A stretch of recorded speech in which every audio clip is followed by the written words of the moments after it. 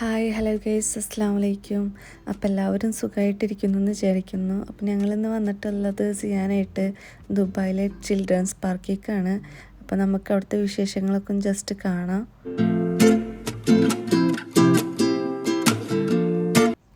അപ്പോൾ ഞങ്ങളൊരു ഈവനിങ്ങിലായിരുന്നു കേട്ടോ അങ്ങോട്ട് പോയത്. ആദ്യമായിട്ടാണ്, ഫസ്റ്റ് ടൈമാണ് ഞങ്ങൾ പോണത്. അപ്പോൾ നല്ല എക്സൈറ്റ്മെൻറ്റിലാണ്. ജസ്റ്റ് വീഡിയോസ് ഫോട്ടോസൊക്കെ കണ്ടിട്ടുള്ളൊരു ഐഡിയ ഉള്ളൂ. അപ്പോൾ നമ്മളവിടെ എത്തിയിട്ടുണ്ട്. പിന്നെ നമ്മൾ കൂടുതൽ ടൈം പുറത്ത് സ്പെൻഡ് ചെയ്തിട്ടുണ്ടായിരുന്നില്ല. പെട്ടെന്ന് തന്നെ ചിൽഡ്രൻ സിറ്റിയുടെ ഉള്ളിൽ കയറാനാണ് നോക്കിയത്. കാരണം നമ്മളവിടെ എത്തിയപ്പോൾ തന്നെ ഏകദേശം ഒരു 5:30 ഒക്കെ ആയിട്ടുണ്ടായിരുന്നു. അപ്പോൾ അതെന്ന് പറഞ്ഞാൽ 8 o'clock ആകുമ്പോൾ ക്ലോസ് ചെയ്യും. അപ്പോൾ നമ്മൾ വേഗം തന്നെ അതിൻ്റെ ഉള്ളിലാണ് കയറിയത്. പിന്നെ അവിടെ കയറാനായിട്ട് ടിക്കറ്റിന് ഒരു ചാർജ് ഉണ്ട്. കുട്ടികൾക്കും വലിയവർക്കും ഡിഫറെൻ്റ് ആയിട്ടുള്ള ചാർജസ് ഉണ്ട്. അപ്പോൾ നമ്മൾ ആദ്യം പോയത് ഒരു ചെറിയൊരു പ്ലേ ഏരിയയിലേക്കാണ്, ചെറിയ കുട്ടികൾക്കൊക്കെ പറ്റിയിട്ടുള്ളത്. അപ്പോൾ അവിടേക്കാണ് ആദ്യം നമ്മൾ പോയത്.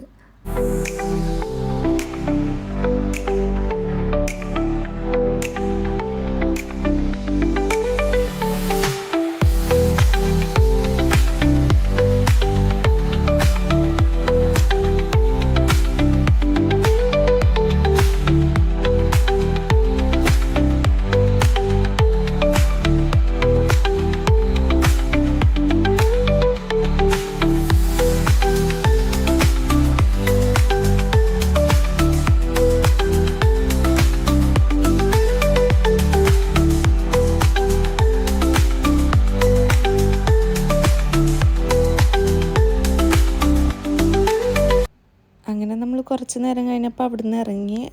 പിന്നെ നമ്മൾ മുകളിലത്തെ ഫ്ലോറിലേക്കാണ് ഇനി പോകേണ്ടത്. അവിടെയാണ് മെയിനായിട്ട് കുട്ടികൾക്കൊക്കെ പറ്റിയിട്ടുള്ള എഡ്യൂക്കേഷണൽ റിലേറ്റഡ് ആയിട്ടുള്ള കാര്യങ്ങളൊക്കെ ഉള്ളത്. അതായത് ലൈബ്രറിയും പിന്നെ മ്യൂസിയം അങ്ങനത്തെ കാര്യങ്ങളൊക്കെ മുകളിലത്തെ ഫ്ലോറിലാണ് ഉള്ളത്. അപ്പോൾ നമ്മൾ ഇവിടുന്ന് ഇപ്പം ഇനി അങ്ങോട്ടേക്ക് പോവാണ്. പിന്നെ കുട്ടികളൊക്കെ ഉള്ളവർക്ക് വരാൻ പറ്റിയ നല്ല ബെസ്റ്റ് പ്ലേസാണ് കേട്ടോ ഇത്. കുട്ടികളെന്ന് മാത്രമല്ല, നമ്മളും ഇവിടെ ഒരുപാട് എൻജോയ് ചെയ്യാനുള്ള കാര്യങ്ങൾ നമുക്കിവിടെ കാണാനായിട്ട് പറ്റും. പിന്നെ ഇതെന്ന് പറഞ്ഞു കഴിഞ്ഞാൽ ഗ്രീക്ക് പാർക്കിൻ്റെയും ചിൽഡ്രൻ സിറ്റിയുടെയും ഒരു സൈഡാണ് കേട്ടോ നമ്മളിപ്പോൾ കാണുന്നത്. നമ്മളിപ്പോൾ മുകളിലത്തെ നിലയിലാണുള്ളത്. അപ്പോൾ നമ്മളിനി ഹ്യൂമൻ ബോഡി പാർട്സിൻ്റെ ഏരിയയിലേക്കാണ് കേട്ടോ പോകുന്നത്, കുട്ടികൾക്ക് വേണ്ടിയിട്ട് സെറ്റ് ചെയ്തിട്ടുള്ള. അപ്പോൾ നമുക്ക് ഇതുപോലെയൊക്കെ കുട്ടികൾക്ക് ഇങ്ങനെ അറേഞ്ച് ചെയ്യാനും അവരെ ബ്രെയിൻ ഡെവലപ്പിനും ഒക്കെ ഇത് നന്നായിട്ട് ഹെൽപ്പ് ചെയ്യും കേട്ടോ.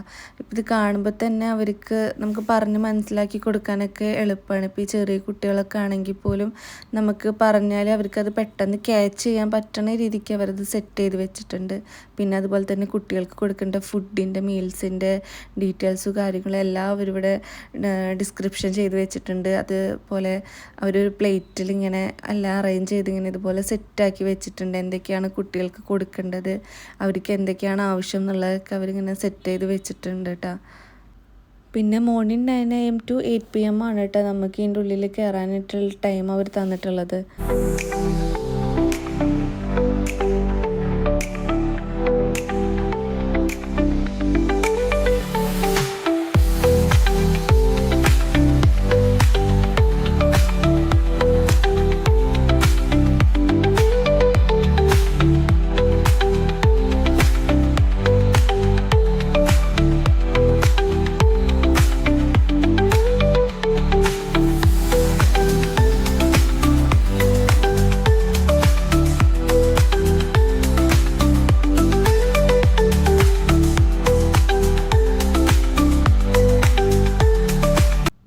ഇപ്പോൾ നമ്മൾ നിൽക്കുന്നത് മ്യൂസിയത്തിലാണ്. അപ്പോൾ അവർ നമുക്കൊരു 7 PM ഒരു ഷോ പറഞ്ഞിട്ടുണ്ടായിരുന്നു, ഈ സോളാർ സിസ്റ്റത്തിനൊക്കെ റിലേറ്റഡ് ആയിട്ടുള്ള. അപ്പോൾ നമുക്ക് ഏകദേശം ആ ഒരു ടൈം ആയതുകൊണ്ട് നമ്മൾ മ്യൂസിയത്തിൽ അധികം നേരം സ്പെൻഡ് ചെയ്തിട്ടുണ്ടായിരുന്നില്ല. അപ്പോൾ നമ്മൾ ആ ഷോയുടെ അവിടേക്ക് പോവുകയാണ് കേട്ടോ ചെയ്തത് പെട്ടെന്ന് തന്നെ.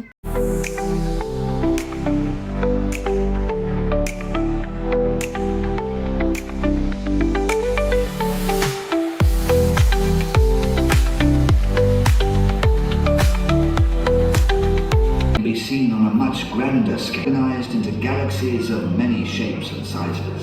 The outer planets can take decades to complete a single revolution of their far-off parents.